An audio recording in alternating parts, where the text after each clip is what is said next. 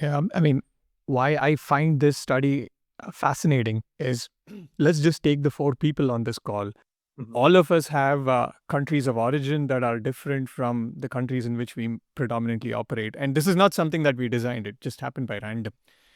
And I'm guessing that this is rather the norm than the exception for so many working professionals today. So, which is why in 2025, this research is far more relevant than even 1995, right?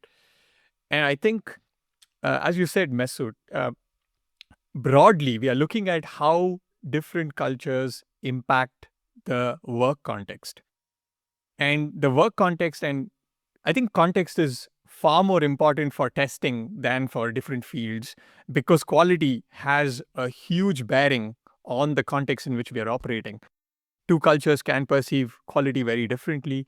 And like you said, it is not a very easy extrapolation from geographical distance. I find Indian work culture to be far closer to American work culture than German work culture, although, geographically, this is further apart. And the same applies to Germany and Japan, as opposed to, say, Japan and India, for example. And all of this has, you can draw parallels from history to explain this. And in India's case, a lot of the outsourcing happened from American companies. So corporate culture from America has a huge influence on Indian work culture, and so on.